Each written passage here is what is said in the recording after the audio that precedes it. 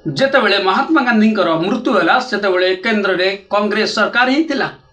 ଆଉ ଯେତେବେଳେ ରାଜୀବ ଗାନ୍ଧୀଙ୍କର ମୃତ୍ୟୁ ହେଲା ସେତେବେଳେ କଂଗ୍ରେସ ସରକାର କେନ୍ଦ୍ରରେ ଥିଲା।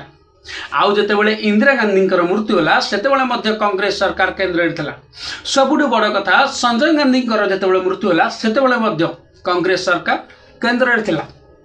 ଏଥିରୁ ସ୍ପଷ୍ଟ ବାରି ହେଇ ପଡ଼ୁଛି, ଯେତେବେଳେ ବି କଂଗ୍ରେସ ସରକାରରେ ଆସୁଛି ଅର୍ଥାତ୍ କେନ୍ଦ୍ରରେ ଆସୁଛି ସେତେବେଳେ ଗାନ୍ଧୀ ପରିବାରରୁ କେହି ନା କେହି ଜଣେ ମରୁଛି, କେହି ଜଣେ ଷଡ଼ଯନ୍ତ୍ର କରୁଛି ଯେ କଂଗ୍ରେସ ଯେତେବେଳେ ସରକାରକୁ ଆସିବ ସେତେବେଳେ ଗାନ୍ଧୀ ପରିବାରରୁ କେହି ନା କେହି ଜଣେ ମରିବ। ଭାଇମାନେ, ଯେଉଁମାନେ ରାହୁଲ ଗାନ୍ଧୀକୁ ଭଲ ପାଉଛନ୍ତି ନା, ପ୍ଲିଜ୍ ତାଙ୍କୁ କୁହନ୍ତୁ ଏ ପିଏମ୍ ପଦରେ ଠିଆ ହୁଅନ୍ତୁନି, ତାଙ୍କୁ ପିଏମ୍ କରାନ୍ତୁନି। ସେ ଦୀର୍ଘାୟୁ ହୋଇକି ଭଲରେ ରୁହନ୍ତୁ, ଖୁସିରେ ରୁହନ୍ତୁ।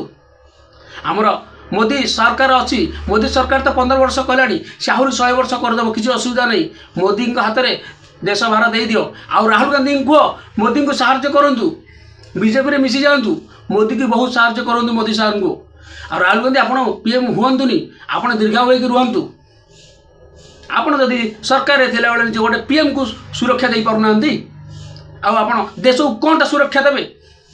ମୋଦି ତ ସୁରକ୍ଷା ଦେଉଛନ୍ତି, ମୋଦିଙ୍କ ଦେହରେ ଧୂଳି ଟିକେ ପଡ଼ୁନି, ଆପଣଙ୍କ ପରିବାରକୁ ଜୀବନରୁ ମାରି ଦେଉଛନ୍ତି। କଂଗ୍ରେସ କର୍ମୀମାନେ ଖାଲି ଡେଇ ଚାଲିଛନ୍ତି ଆମ ରାହୁଲ ଗାନ୍ଧୀକୁ ପିଏମ୍ କରିବୁ, ରାହୁଲ ଗାନ୍ଧୀକୁ ପିଏମ୍ କରିବୁ। କ'ଣ ପାଇଁ ପିଏମ୍ କରିବେ?